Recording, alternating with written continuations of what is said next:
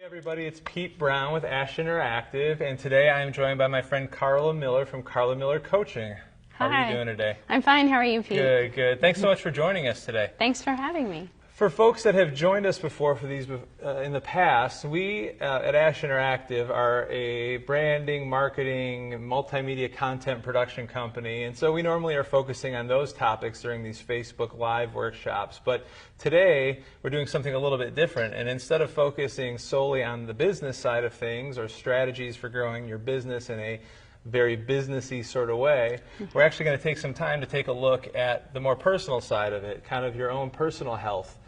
Whether that's mental health, emotional health, physical health, especially during this time right now where our work-life balance has been totally scrambled up. So much has changed for so many of us. And that's why I'm so thankful Carla's here, because she has been a life coach for quite a while. Will you do us a favor and just give us a little bit of insight into your business and personally, who is Carla Miller? Sure, thanks. Sure.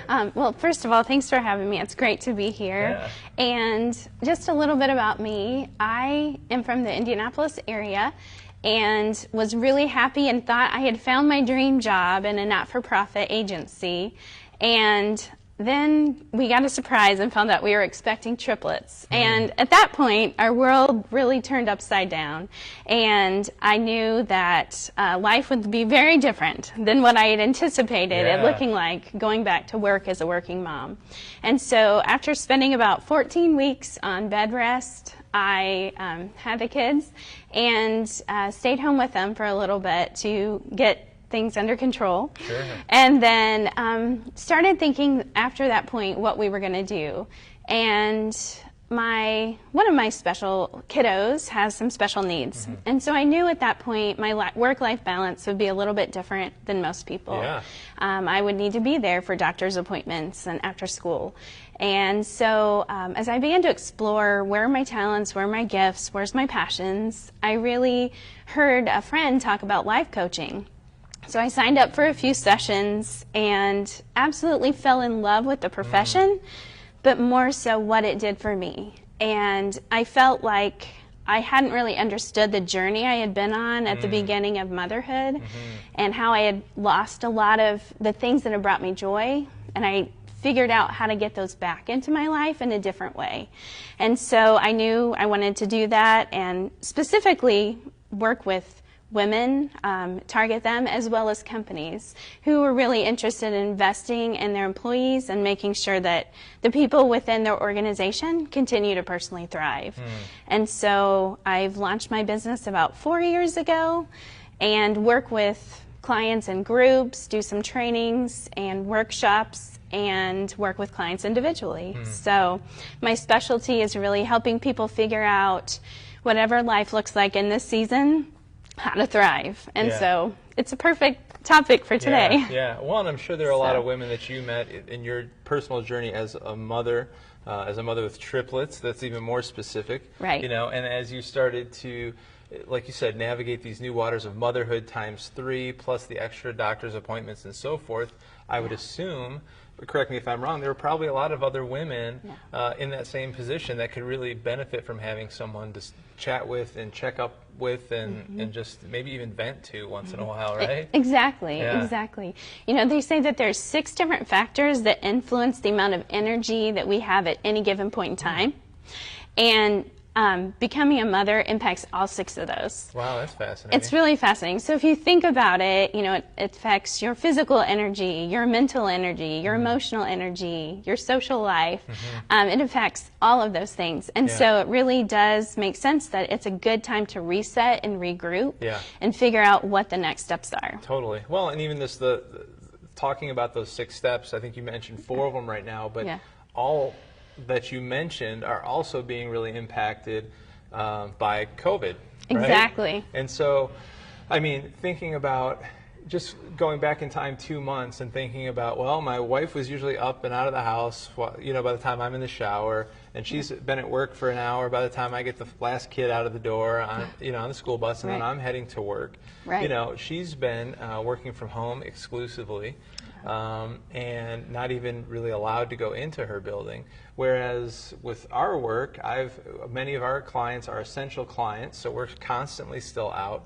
People are realizing that doing things like live streaming, and now's a great time to look at our website, now's a good time to start getting into a podcast. I mean, we've been as busy as ever, so our team has been busy, and we've almost totally flipped. And I'm packing my son along for half days because it's all e-learning now, which thank God for the teachers that were doing it beforehand. Exactly. But they're not doing house calls right now. So, right. It's really just flipped it. And the idea of being able to get together with friends the way you used to for pitch-ins and so forth, it's all on its ear, because you have some friends that are like, we'll get together, and other friends that are like petrified of that, and kind of everything in the middle, right? Right. So, it just struck me that taking some time today to talk about this would be really helpful and kind of introspective, I think, for a lot of business owners. And frankly, even for people that are, regardless of your work situation, are you a stay-at-home mom? How is this different? Having your kids with you every second, and maybe having your husband with you every second. Right. If you're a stay-at-home dad, the same thing. How is it having your spouse or partner with you all the time, the kids all the time, in the same four walls all the time? Right. So, all of that intro, and now I want to give you kind of the lay of the land of how it's going to go today. So if you haven't joined us in the past, the way we do this is Carla and I kind of have our list of notes. We're going to go through and have a conversation about this topic of kind of what is the new normal work-life balance right now, and how do we make the best of it. Carla's got some tips and tricks for us kind of along the way, and some things to really consider based on her training. That'll go maybe 25 minutes or so. The whole time we're talking, I want to encourage you to go to the comment section as questions come up. Feel free to add them to the comment section. Once we're kind of hit a plateau on what we're talking about, we're going to take about a 4 minute break, get a drink of water and stretch our legs a little bit. And during that time, you can go back and again add questions, check to see what other people have said, just so that way we're not asking the same question 50 times. And then from there, we're going to jump into those questions and hit all of them, as many as we can. I know last time some got missed in the shuffle, but we've got a couple extra people on with us today to make sure we don't miss any. And if you are seeing this after the fact, so if, we're live right now, but if you're seeing this next week and you have questions, just make sure and tag at Ash Interactive or at Carla Miller Coaching in those comments, and then that'll notify us if you want a response from us. I would also encourage you to check out carlamillercoaching.com. Follow Carla's Facebook page. She's really good about posting really interesting, not only like articles and thoughts and blogs, but just like interesting ideas to consider just throughout the month. So give her a quick look. I guess the first thing I'd like to jump into is the notion that while you and I might be very similar in life circumstance, we both are small business owners, we both have 3 kids. Yours just happen to be the exact same age, within an hour of each other, right? Right. Within a minute. Within a minute of each other, there you go. But there's a lot of other types of people out there, Right. I mean, I'm able to still go to work. I'm assuming you're still able to talk to clients, at least on the phone or Zoom, right? Absolutely. But there's a lot of folks, even on our team, that might be single and living at home, or they might be, for whatever reason, they might be feeling totally different than we're feeling. And so I think no matter your situation, we want to make sure we address that, because our perspective is one of many. Absolutely. And I guess the first thing that I would love to, I guess probably a lot of this is more like therapy for me, right? So I go to work all day, and then I come home, and my poor wife's been there all day already, and we're talking dinner, and we're talking all these things. Like, maybe we could just jump into some like health and wellness sort of like tips or strategies or mindsets that we really need to have ourselves in to not only be coming home healthy, being around our family in a healthy, like respectful, productive way, but also being ultra alert and aware of what our significant others and kids, frankly, who are missing school and all that social interaction. How do we get ourselves ready to have interactions after these totally strange days? Right. Well, I think you're exactly right. We've heard the analogy, we're all in the same storm, but we're not in the same boat. And I think that that's exactly true. I have clients who say that this is the most productive time that they've ever had, that they're crushing their goals, and then I have people who are pulling their hair out because they feel like they don't have any time that is chunked together to do quality work that takes a lot of their brain power, right? And so there's a lot of different strategies. And one of the things I think that's so important is communication is always important, but it's even more important during these times. Sure. And I think it's important to understand where our coworkers are coming from, because we may have a coworker who does have small little ones at home and there's nothing that they can do. There's no childcare options. They're having them work from home. And so maybe for them, a better time to work now is in the evening or really early in the morning. And that's the case for some of my clients. And so when you're scheduling a work meeting, sometimes you have to think about those things, what works best for your coworker. And you don't know those things unless you have communication and you're keeping aware and sensitive to other people's life scenarios and what's happening for them.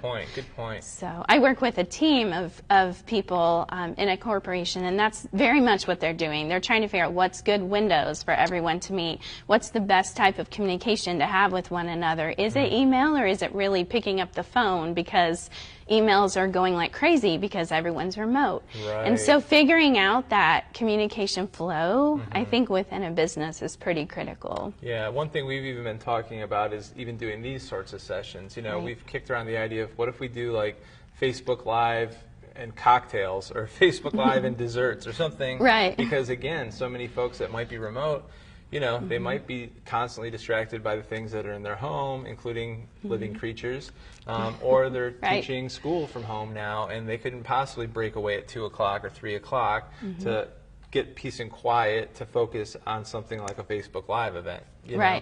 So yeah, it's interesting. Exactly. Yeah. So did you want a few other thoughts or challenges that I've heard that people might be interested in? Well, I guess one thing that I've heard, and maybe you have this on your list, but somebody who, there's people in our network, through our neighborhood and through church that, they're younger, they're single, and the job has been furloughed or completely gone. Do you have anybody in that range where, like, if someone's feeling really isolated, like they can't leave the house, but they, and work for many people is a social outlet. You go home and you have your spouse, but there's a lot of bill talk and kid talk and vacation talk and scheduling and planning and so forth. So a lot of people get a chance to unwind a little bit socially at work. How about people like that? Are you running into anybody in that situation? Yes, I do have some friends in that same situation. And so one of the things, there's a few things that really can help people thrive when they're feeling like they're stuck. And one of those things, if they're achievers, if they're people who like to accomplish something and they're pulled in so many different directions, one of the ways to help is to find one area that you really want to be intentional around and strategic in and focus on that. So I remember when my kids were little and I was stuck at home much of the day because an outing involved a triplet stroller with a hitch on the back of my van. One of the things that I really started to focus on was my health, because it had been such a long time. And I didn't focus on any other area. I just worked on that one specific thing that I knew that I had a little bit of control around. And I picked that one area and was intentional around that. And so whatever that one area is that is speaking to them, I really suggest that they think about how they can move forward, what that might look like, what success might be in that during this time. And that's a really good way to feel like you're not stuck everywhere, but there is something that you're moving forward with. Great point. We have a gentleman that we're working with who's actually based out of France right now. They're quarantined, just like we're quarantined. And he's using this as a time to revitalize and re-strategize his business. So we have a weekly call with him, and we talk through the different steps of putting together your business model, and I give him homework, and we kind of push and pull. But for him, that's his thing. He also happens to be into health and fitness in general, so he's posting a lot of videos of, like, DIY weightlifting or DIY, different things like that, which keep him busy. But I think it's on the sunny side, on the glass half full sort of side of this COVID as it pertains to your business and maybe even personal interests, it does give you potentially some free time to dedicate, like you said, to focus on one or two things that you can really hone into. So I think that's a great tip. Yeah. Another idea is to continue to do those routine self-care things as much as possible. So it may look a little different than going to the gym these days, but we can all get outside and take a walk, or we can do a bike routine. It may not be going to a church service, but it might be picking up a new Bible study that you can delve into. So whatever those natural rhythms of life that really kept you going and kept you healthy, find a way or a replacement for those things as much as you can during this time. And also, I always like to tell people, watch what you're telling yourself during this time. That's good. So the internal voice. Because the internal voice, like our thoughts become how we feel about things, become how we act about things. Sure, that makes sense. So if we're going around saying this is so hard, or this is really tough, and not that it isn't a struggle, I'm not diminishing that at all, but if we watch what we're saying to ourselves, that seeps down and helps us to start feeling that way. So, anything we can say to ourselves that keeps us going, like, this is a time I can focus on XYZ, something that's always been important, or I'm thankful that, to think of something you're thankful for every day is another way of shifting to what's going well instead of what's going wrong during this time. Those can all really help. And then also, we all have these things that are our must-haves in life. They're, in coaching, we call them values. Okay. But when we explore kind of what our must-haves are, for me, one of them was communication. I have a client who one of hers is philanthropy. Like she really has to help people a lot to feel fulfilled. So figure out what your top values are and how to live those out during this season. And so for one of my clients, like I said, that her gift is philanthropy. She's really interested. She's baking cookies for people. She is calling people in the neighborhood just to check in on them. She has dropped off meals at a door at someone's house. And for her, that's just so fulfilling to be able to continue to do that. It doesn't look like how she used to volunteer. It's different, but she's still fulfilling that passion of hers, and it really brings her joy. Well, and you hear about people that are just making hundreds of masks every week. Exactly. Things like that. They're keeping, tactily keeping their minds occupied, helping them be creative to a certain extent. Yeah. What about the concepts of exploring creativity and maybe things like whether it's art or music or journaling or something like that? Are there any kind of go-to suggestions you have in that realm at all? Or I do in my work. We do a lot of journaling on what's going well, and again, that's that whole shifting the focus to what's right. Gotcha. So there's that, but. Yeah, I think anyone that has a passion or an interest in art or music, this is a great time to develop that or to tap into that for good coping. What about the concept of folks that might be really struggling with the temptations that are there? I mean, I know that I've sort of had this weird fantasizing about everybody's gone in the house for a weekend, and I just sit there and I'm just going to watch Netflix, or I'm going to play video games, or I'm going to just do something that's like totally unproductive. And I mean, is it one of those things where a little bit of cheating is okay, of course, but how do you self-monitor for when you're like, wow, I haven't taken a shower in 4 days? And you know what I mean? Like what's the ratio there look like? Or what are some hints? Yeah. So recharging is good. We all need those times where we're doing nothing and our brain just gets a break. Yeah. And it's helpfull sometimes is to set a time on how long that will be. And a question that we want to ask ourselves is this really refueling me? Because sometimes we'll start to do something that we deem as being relaxing or inspiring to us, but then we'll look back 2 hours later and be like, oh, I feel like a slug. I wish I wouldn't have spent so much time on this. Right. So even asking yourself at certain segments, like, is this still refueling me, or is it time to switch to something different? Sure. Can be helpful. Cool, good tip. How about the idea of the space that we are in? So again, the idea of, I mean, we're doing Zoom calls all the time. I'm sure you're seeing a lot of people's spare bedrooms, kitchens, living rooms, offices. So what about, is there any kind of practical advice around the idea of where should I be working? I mean, because again, I know that we have this discussion at home quite a bit, but like, well, the dishes are sitting right there, right? The laundry's sitting right there. And I'm trying to get some work done, but these are nagging me. How do you control that, or is there any advice there? No, that's great. And one of the suggestions I think that can be helpful for a family is to have one room of the house that stays kind of clutter-free. So, you know, I call kids, there's sometimes little tornadoes, right? And so especially if you're at home with little ones, keeping a clean house is virtually impossible during the day. But if you can have a space that you can go to when you're feeling like things are chaotic, that is clutter-free and calm, that can do a lot for your mental health. And similarly, in a workspace, you know, some people are pilers, some people are filers, you know, different ways of organizing your work. But if you notice it's impacting you, then by all means, try to get yourself like in more organized space where you can have more mental clarity.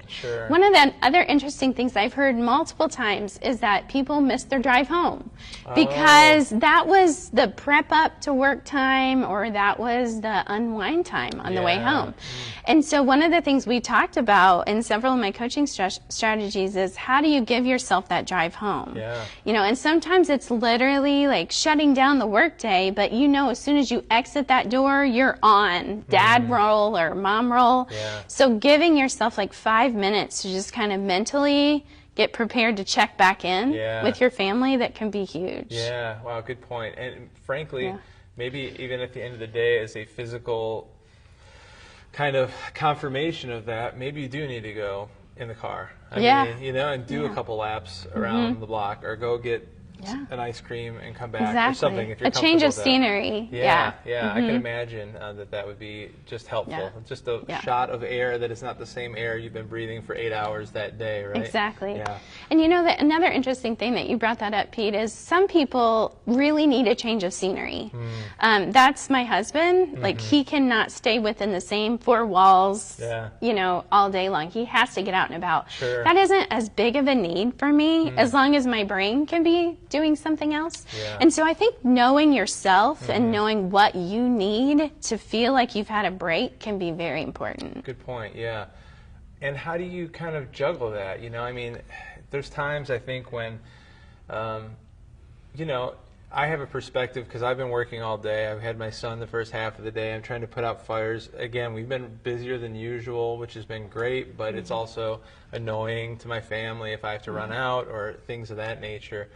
What are some tips and tricks? I mean, one of the things we talked about earlier was keeping stress down and keeping your relationships strong. At home, especially. I mean, of course, we all have our friends. We want to maintain those relationships. And really, this could be a good time to reach out to those old friends. But the family that you see day after day, you know, and you might be, and your whole family might be in that same house all day, you know. It might not be the same as my situation. And what are some things that you can do to, like, just remind yourself to take a second and think about your partner and your kids and what they've been going through all day, and how that should manipulate how you interact with them and how you take, you know, them, I guess. If that's You know, I think when we're in a stressful situation, it is good to stop and ask our spouse or our partner, whoever it is, what do you need tonight? You know, and maybe it's they need a walk around the block, or maybe it's they need takeout, or maybe it's they need to drive around to have a change of scenery. Maybe they need silence for 15 or 20 minutes. That's one I hear a lot for people that are just cooped up in the house with small kids who are noisy. They need quiet sometimes. And so even just that one question, what do you need tonight and how can I help you get that? And doing that for one another can really build that bond of respect and appreciation for a spouse. Good point. Well, and communication is always an issue. It's always an issue. Even when everything is sunny and cheery and healthy, right? Let alone this time where we might intuitively be on edge after being Absolutely. cooped up, or after being at work, or after just the stress of, just watching the news. Yeah. Everybody might be a little on edge. So Absolutely. being especially focused on communication right now is just like huge, right? Okay. Absolutely. And I think too, and I've said this a lot, recognizing people are in different places and different emotions. I did a whole post on, if you're excited about this extra time you have with your kids, you're normal. If you're stressed out about your work and your business, you're normal. If you're somewhere in between, you're normal. If you have good days and bad days, you're normal. Yeah. There really is no normal right now, so normal is whatever you are feeling. And I think so many times there's guilt around feeling like you should be a certain way, or you should be handling this differently, or should be doing X, Y, Z. And I think if people can just give themselves grace and give others grace and realize we don't understand their boat. Yeah. We know the storm, but we don't understand their boat. And if we can show and extend grace during that time, that can be a really powerful gift, especially to those within your family. Yeah. What about for folks, I'm thinking of my mom, for example, who's a grandma who watches her grandkids all the time and is now having to be isolated, because it's obviously not, she's in a range that is especially, what's the word I'm looking for? High risk. High risk, thank you. Yes, high risk. And I know that that's been a challenge for her. So even if, I would guess that all those same sorts of things apply. Yeah. It's almost like it spans the generations. It right? does. It does. So for her, it will probably be really important. How do I continue to connect with my grandkids? Because she loves that time with them. How does she, and that's probably a very meaningful activity in her day and in her world to get to do that. So what is something else meaningful she can give? How can she connect with them in a different way? Yeah. What's a talent that she wants to dust off that maybe she hasn't gotten to do? So, yeah. See, there's a way. See, COVID, it could help bridge the gap between the boomers and the the millennials, right? Because, if you're home alone, you're going to be able to relate to somebody else who's home alone, That's during this time being isolated. So That's true. Maybe there's a small gap, probably not. way of bridging that. Exactly. That's right. I'll get yelled at. And also, don't you think laughter is important? Yeah. A funny show, something you can laugh at as a family, that always reduces stress and tension. Yeah. So even looking for what that might be for your family can be really important. Well, and on my pad I've got physical and mental health, but maybe it's more like emotional and mental health. So we talk a little bit to this, and I'm kind of putting you on the spot, but physical health, mental health, emotional health. I think a lot of times we take mental and emotional and kind of combine them. Are they synonymous, or are they two separate types of health that both need nurturing? I don't know. I'd say they probably touch on each other. When I picture mental health as being your own personal mental state of well-being, whereas emotional health, that's your own emotions, but usually you have emotions based on relationships that you have with others. Okay. So I can see those being very similar, but they definitely interplay with one another. If you're not in a good, mentally healthy place, you're not going to have the relationships and emotional health that you want to have. Sure. And those things, like we've already touched on, are important to nurture because, again, if I'm going to interject business into this, you can't be expected to operate your business right now, grow your business right now. And I think what we've seen a lot of, especially in the news, as you hear about businesses that are shutting down, or people that have had to lay off their staff, or everything. Their natural reaction is to curl up a little bit and kind of retract from being engaged and moving forward. And one thing that we keep preaching about is just the concept of keep doing something, keep moving, keep trying, keep growing. And I do think we have an interesting opportunity. This piggybacks with laughter, but there's so much interesting content online. Yes. And if you're intentional about what you're ingesting and what you're consuming, this could be a great motivational growth time. Whether it is for ideas for your business or taking time to re-strategize, or, again, there's always something goofy on Netflix or Disney Plus that you can sit down with your family. Right. And, again, that time of laughing is a time of releasing stress and, injecting endorphins or whatever happens when you laugh. Exactly. Right? We know it's good. yeah, it's definitely good. Right. What else on your little sheet do you have on there that we were touching on earlier? I was trying to see here. One of the things from working from home, we talked about giving yourself grace, and I also think that there's Lisa Turkers has a book called The Best Yes, and I just like that saying, because I think right now, as you're thinking about working from home, what is your best yes each day?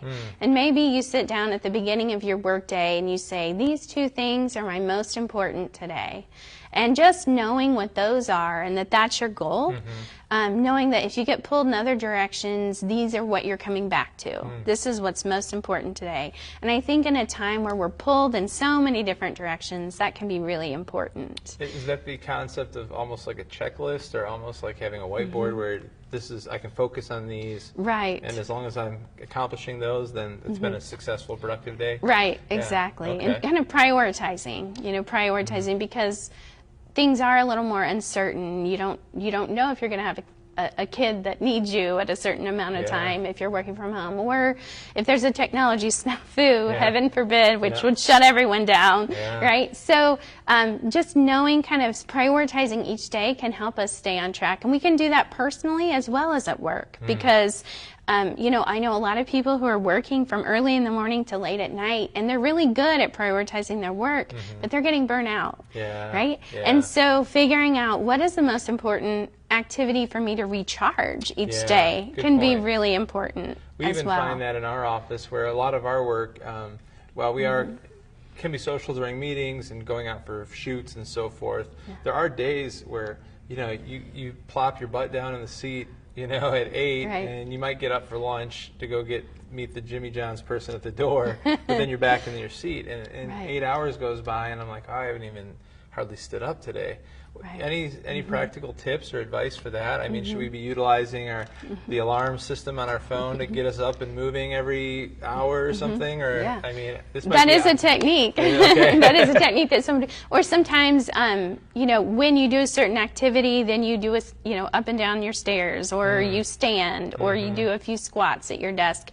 You know, those are other ideas. Or just even scheduling it in as though it was a work activity. You know, go for a walk at lunch. That's something that many people have little bit more flexibility around what they do around lunchtime. So those can be a few options and ways that they can continue to get that physical movement in. What else do you have on your cards? Let's see here. We talked about how to boost that. We talked about picking one area to move forward. You know, another idea with family and talking about reducing stress, if you do find that you're on edge with each other, one of the things that you can do is sit down with a family and just say, what is one thing you like that I'm doing during this time, and what's one thing you wish I could change doing? And so one day my family had found ourselves kind of just on edge with each other a little bit, and we had that conversation, and it was really amazing to hear what my kids said. So I learned about the way I talked to them about their chores was annoying them, and so I've tried to make some intentional changes in our house, and you know what, they've responded much better when I've changed that approach, and they were able to tell me, Mom, I don't like it when you do this. And so even just thinking, how can we take the edge off of one another can be a helpful thing, I think, during this time as it relates to our family. I mentioned keeping a room clutter-free. I think that can help. I'm hearing a lot about noise, and especially for maybe the parent that's at home all day, hearing the noise even if they're trying to work, or maybe they're always been a stay-at-home mom, but they had some activities where their child would be out, or stay-at-home dad, and they had some scheduled breaks in their day that are no longer there. And so a few strategies that might help with that is a required downtime where each person goes to a designated part of the house, and they don't have to take a nap. This could be doing whatever they want to do. It could be reading, it could be watching something, it could be a puzzle, whatever it is, but they have to stay in an area that's separate. And something about that, and just giving, you know, that space and that quiet seems to bring the stress level down in the house for everyone to have a little bit of a break from one another. Cool, that's a good tip. I think if you're okay with it, should we transition on to Q&A land? Sure, sounds great. Okay, we've been going for about a half hour, or maybe a little over right now, everybody. We're going to take a 3-minute break. Our video switcher Heath, the man with the red button, is going to switch us over to our slide and maybe a countdown timer, just so we can start counting back and take a few minute break. We're going to keep the live stream rolling, so stay with us. And during this 2 or 3, 4 minute break, we're going to get a drink and stretch. Go ahead and hit up the comments and drop in any questions that you have for Carla. I think primarily is going to be the one under assault here. I have very little other than mooching off for her to answer my questions right now. So I'm glad to answer stuff related to whatever, business or something if you have questions. But go ahead and fill those comments up, and we'll be back in just a few minutes to take those live from you. Everybody, thanks for hanging in there. I've seen some questions and comments rolling in. They're really nice and encouraging. This is awesome. So Thank you. So triplets, wow. You know, you're the second person, actually the third person I know with triplets, so very rare. So I know we're getting off topic, but has that been like fun? Are there like triplet groups and teams out there that get together and have, I don't know, conventions, triplets conventions or something?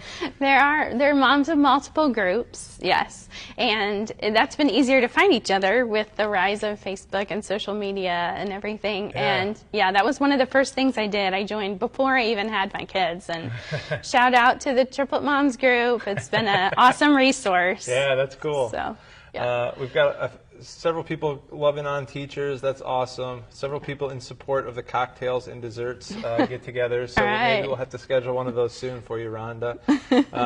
Let's see. Thanks for coming in, Holly. I appreciate you tuning in. Here's a good question for Rhonda that has some likes. Do you think the new model of ideal worker, being flexible hours, flexible workspace, will become the new normal, and how do managers learn to accept that? And how do you not feel that you might have sabotaged your career by wanting that life-work balance? Past that stage in my life, but seeing it in my children's lives. So she's kind of reflecting on what her kids are doing. That's a really interesting question. I mean, what are your impressions about kind of a new normal for work? Do you think it's going to go remote? Do you feel like what you're doing with work remotely is like sustainable and what people want, or are we growing a little weary of screens right now?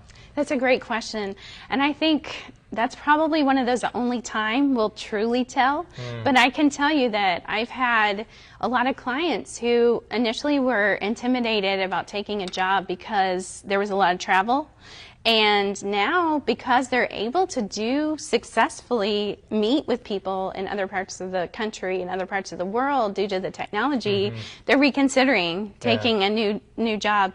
I even know several businesses that I've heard of in the Indianapolis area are reconsidering allowing people to change. So this could be the start. I think it's a good way for employers to try it, at least, and to see if this is going to be sustainable and if their employees are able to keep up their productivity. So I think potentially it could change the way we work moving forward. We've seen it. I mean, even in our office, you know, we're a small team, but I mean, we just have very open communication. And if you don't think you're feeling right, or you think, you know, anything's out of whack, take the time and work from home, or get better and come back later and just keep us posted, you know. And I think that works for us quite a bit. But for it to be completely flip the switch, I think that would be really tough just for what we do. But I've got to say that, like, I really enjoy being in the same room as humans. I do too. I do too. Yeah. It's like I like sitting down and talking and having like interesting conversations and just seeing people. And frankly, these things that I'm carrying around are like blue light glasses. They're not even prescription at all. But because I'm finding myself, you know, so many hours of the day just sitting there staring at a screen, whether it's my phone, a camera, an iPad, you know, a computer, it's like you know, this has saved me quite a few headaches and my eyeballs from popping out. And so I'm just kind of like getting over screens. So I don't know, it'll be fascinating. It will be. And it has been a trial by fire for it, that's for sure. It has. I don't know that it's been long enough or that there's enough data. Like, there hasn't been a coherent data tracking that I've heard of. At least I haven't done any, and I wouldn't even really know what to measure totally. But I mean, it's getting people thinking about it, and the money that you could save I mean, instead of having a building that Right. has your 50 employees that all sit in cubicles in front of desks all day, Right. how much could you be saving on that lease to let them work from their one clean space in their house, right? Right. So that's kind Right. of fascinating. Yeah, it will be fascinating. Yeah. And what about the concept of the whole sabotaging your career and the life-work balance? Right. That's a great question.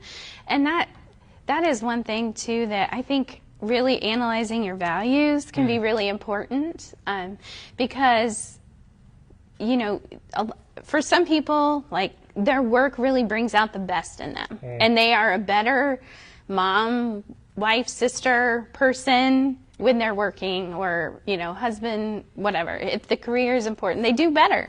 And then there's other people that feel just stretched too thin, and that's exhausting to them. And it's kind of figuring out who you are and what matters most to you. Yeah. So that can take some time. I do think, you know, finding an employer that's a great match for what your passion is and the amount of time that you want to give and the interests that you have and using the best of your skills can be really important. We can be in a job maybe that's the same amount of work required, but if we're using our strengths, it's going to be a job that is actually fueling toward us. But if we're in a job that's maybe not the best match for all of our personality or of all of our skill set, it will be a lot more draining. And so I think, too, it can be a matter of making sure you're in the right fit for the right job, Yeah. and that you have the right supports in place, whatever you choose. Yeah, and that's just another great communication piece, and maybe that's a great thing to be evaluating right now is what do I really prioritize? Right. You know, one of our kids has zero interest in spouses, zero interest in children, and great, you know. I mean, I think that piggybacks on what you're saying. I mean, Yeah. maybe your best self doesn't actually include any of those things, and it is work, or it is, you know, a hobby, and you want to be able to dedicate all yourself to that hobby, and you know enough about yourself to where you're not going to give anybody less than your best. Right. You know what I mean? In that sort of Exactly. situation. Yeah. And when it comes to interviewing, I think it's the same thing. I mean, if you're unemployed right now and you've got your resume in 100 places and hopefully soon things are opening, hopefully Yeah. soon they're interviewing again, this is an opportunity for you to be really upfront in these situations. I feel, you know, early on in my career, I can remember going to an interview and just being almost like intimidated, right? You're going there and they're kind of, you feel like maybe they're quizzing me, or I got to win this interview, right? I Sure. kind of got to get this. I got to get this offer. And Yeah. you really don't want the offer if it's not the right fit, because then you're just going to be unhappy, or you're going to Exactly. be there 6 months and then they're annoyed because they have to start new with someone else. You're annoyed because you have to go find another job. So I think there's a bit of a mind shift that I would love to see more people go through, which is come into the interview and be yourself and be honest and upfront about what you personally need and communicate that to the employer. And it'll avoid a lot of cross wires and a lot of confusion when you know, you hear one thing and one set of experiences and preferences at an interview, and then once you get there, the expectation is totally skewed. So Absolutely. The interview goes both ways, right? yeah. Yeah. Darren says also he's here with his wife, Holly. Thank you, Darren and Holly. Vicky says she misses the laughter, sense of social distancing. I feel Yeah. you, Vicky. Absolutely. And then Connie Tucker, my mom in Michigan, she said, Michigan just announced that the stay-at-home has been extended to the end of May. It's been difficult to adjust her mindset every time it is extended. Any comments or suggestions? I do well with the beginning and an end date. Great point. I mean, you know, every time if you're like, oh, it's going to be tomorrow, and then you wake up tomorrow and they're like, it's going to be tomorrow, and then you just keep perpetually hearing it's tomorrow. Right. Like, you know, we have no control of what the government's going to do or say, of course, but is there any way to just shape your mindset to go, this is what they said, but I'm not going to believe it, or You're not alone, Connie. This is a common struggle, and so many people I've talked to in the past few weeks have said, if I just knew when this was going to end, it would be so much easier.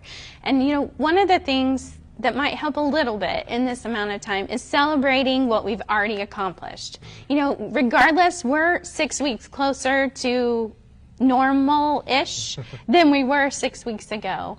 And sometimes even that perspective can help. And to think about, you know, realizing in the scheme of life, you know, we're to the point where probably a year goes pretty quick in the scheme of things. And looking back on time, it will probably it won't seem like that long in years to come, but for now, each day can seem long. Yeah. So, well, and I think that's where a lot of your tips come into play too, because Exactly. you're not going to add another second to your life by worrying, right? We know Exactly. that. Yeah.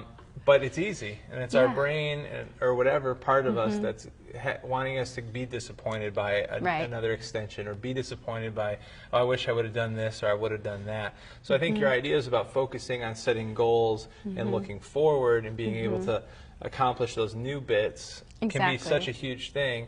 But I also know that that's foreign for people, so it might not be that easy. It is part of takes building. practice. It's like a diet or a workout. It stinks at first, right? Nobody wants to pass on the third dessert, right? Or the first one.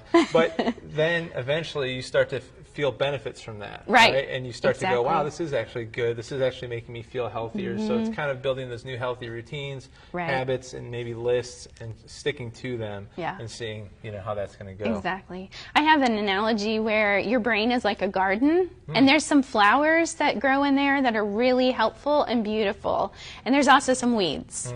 And if we can focus on pulling those weeds out, it's going to let the flowers grow, and we can plant new things in that garden. And so, even thinking through what is growing well in my mental garden right now and what are some weeds that I need to pull can be really helpful. Yeah, great analogy. I like that. We've got a couple more pop in here. So Lydia, actually, who's watching from our office, says, hi, Lydia. She says many summer events and travel plans that she had have been canceled or postponed. How can you stay positive about this summer coming up while also feeling like she's losing half of a year, possibly longer? And this is an her case is really specific. I mean, she moved to Indianapolis for a new job in January. At the same time, Ash was kicking off, having a full team in January. Right. She's single. She's got an apartment, and she's got, she had all these summer plans. She's, got money to spend because there's no kids in the picture or mortgages yet, right? That's right. That's and right. so, I can definitely feel that would be a really disappointing situation. So again, I mean, is it kind of the same sort of strategizing? It is. Yeah. And you know what, Lydia? In one of my coaching groups that we had this week, we said, what would make you the most disappointed about the summer? And every single person said not having a vacation. So your pain, you are not alone in feeling that pain. One of the things that some of the things that we had talked about was planning one that you really do think will get to happen, or maybe because you've saved some money on the ones that were supposed to be happening, you can plan a bigger, better vacation that you wouldn't have been able to if you would have taken these little trips. Possibly that could be something.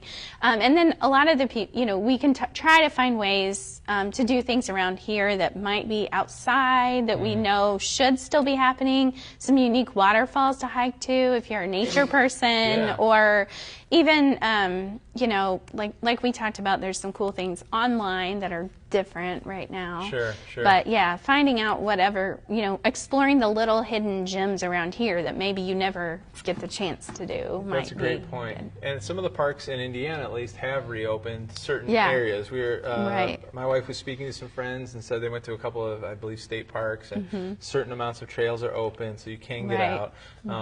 And somebody new to a new part of town or the city can really maybe take that time to explore parts of the city, even though it's not as lively. But, spring break, we are going to go to Gatlinburg and kind of do the whole Pigeon Forge and, thing in the mountains. But you bring up a good point. So now when we go back in the fall, we should probably have like steak and lobster every night because we can go bigger now. That's right. That's right. So I'll keep that note. We've got Amanda asks, Carla, what would you say to a single mom who's overwhelmed with having to work and handle this new normal on her own with her kids? Absolutely. And from what the various situations, the various boats of people that I've talked to, I think the ones that are just juggling the most right now are those moms or dads who are trying to work and do childcare and handle it all. So all that to say, I have some compassion for you. I feel like, you are maybe one of the ones in the toughest boat right now, the biggest storm that you're weathering. So hang in there. I would also say this is a time to outsource as much as you possibly can to help yourself. So there are, we know there's click lists that can be a little challenging to get right now during these times because they're so popular. But there's Can you tell us about that? What is it, click list? Click lists. So there, or online grocery shopping where it just you drive up and they deliver it to your trunk. Gotcha. And so those services are going. But I would say as much as you can outsource. Sometimes even older kids can step up and take a little bit off your plate. Sure. There's a really great book called Neat Mom, Messy Kid, and it gives some great tips and strategies on how you can help older kids start to take over some of those things in your home. So I don't know what the ages of the kids are, but that's just an idea of possibly being able to outsource a few of those things. If that's not possible and they're younger, then I would say definitely keep communicating with your team, because I know a lot of people do understand that not everyone is in the same boat, and be honest about your capacity right now, because I think a lot of employers really are understanding, or trying to be, about what's going on in people's worlds and understanding that things aren't all the same. Definitely. I know a lot of moms of kids with special needs, because I'm pretty in touch with that group. That's a group that's really therapies are canceled, or things that usually help those kids are not happening right now. And so it can feel a little isolating and that they're alone. So I would say outsource as much as you can. Try to, get, help your kids step up to the plate. Give yourself grace and be open in your communication. And then one other thing is to work at times that are best for your brain. And I know I have, maybe you have one day where you're really feeling on top of things and you work a longer day, and then the next day you feel more exhausted. If you can let your workflow ebb and flow as to what you're feeling and what your physical energy is and your mental capacity is for the day, that can help a little bit too. Yeah, well, another thing, and I'm no expert, but I would say being able to lean on your community too. Absolutely. I think right now more than ever, at least I feel this here, we have like this really great village mentality. I mean, even though things are tough and there's a lot of negativity on social media and the news and so forth, I also see a lot of people stepping up right now. Right? Absolutely. So I mean, whether it's a faith-based organization like your church, or it's your neighborhood where you live, the community pages, you see so many people that are out there, and they're kind of being I don't know, they're just being really, many people are being refreshingly transparent, refreshingly blunt, and saying, I'm struggling right now. Yeah. Here, does anybody have ideas? Right. And frankly, even on the questions that we're getting here, if you have suggestions, neither of us knows all the answers. Absolutely. No. And so, if you have experience, obviously as a single parent or in any of these other situations, drop your responses to these comments in there, because we all do have, different boats, right? Absolutely. And, again, I think, like I know with the church that we attend and with several of the religious organizations that are clients of ours, they stepped up their efforts to make to get their congregation more involved, to get people serving, to try to figure out ways to get people together in socially distancing appropriate ways. Even taking the kids to the park and meeting your other friend that also has kids, to let the kids just at least go a little bit crazy for a minute in a field or at Eagle Creek on a trail, while they can sort of entertain themselves for a bit. And I know we don't totally know every situation here, but absolutely, it's and like you said, making sure that you spend some time of your day on something for you. Even if it's 10 minutes, even if it's 15, give yourself that break, because that will help you just recharge and keep going. So. I would say there's also good community resources online. So if there are specific things you would need, whether is it food, is it help with bills, is it, what is it? Is it leads on jobs? Many city pages, or even chambers of commerce, or in Brownsburg there's Brownsburg Chatter and things of that nature that can get a little catty at times, but overall I think there's a lot of people in your town. The good voices are not always the loudest voices, right? That's right. That's right. So if if somebody needs a hand, or they need an hour to go walk around the block, or 20 minutes a local neighbor that can, at least hang within 10 feet of the kids for 20 minutes for a walk or something, I'd encourage you to lean on your community a little bit if you can as well, Right. if it's appropriate. So. I'm trying to see here. Vicki says the brain garden analogy is awesome. Good. I'm going to give maybe 20 more seconds here if any other questions pop up. Heath, are you seeing any that I missed by chance? Nope. Okay. So if you have any other last-second questions, go ahead and drop them in. Real quick, Carla, if folks want to connect with you, follow up with you, learn more about what your services, give us the place to go. Right. So feel free to reach out to me. I have a Facebook page, Carla Miller Coaching, and you can also email me at carla@carlamillercoaching.com. And again, my Facebook page is, or my website is carlamillercoaching.com. So yeah. Cool. So if you have follow-up questions, or again, we're going to be wrapping up here in just a minute, but if you have questions a week from now or whatever, feel free to reach out to Carla through those avenues. You're already on the ASH page, so you know how to connect to me if I could be useful in any way, though I don't think I can be. So that seems to be all the questions we've got for now. Everybody, thank you so much for tuning in. I hope that something that came out of this, you got a nugget out of this, you got a new tip, a new trick, a new way to communicate, a new way to think about your situation in a more positive way or a healthier way. Again, keep the comments and the conversations going. And if you have more questions, reach out to Carla or myself. And if you have any other comments, you can always tag us in the posts. If you've enjoyed this, please go to Carla's page, give it a like and a follow, maybe leave her a review. If you've enjoyed this Facebook Live, leave a review on the ASH page as well. We love your feedback. It encourages us to keep doing things like this. And if you have any other topics or content that you'd like us to address in future Facebook Live workshops, whether it's related to Carla's industry or our industry, or maybe just your industry, wherever that might be, feel free to leave that comment or shoot us a message anytime. So everybody stay healthy out there. Thank you again, and we'll see you next time. Bye.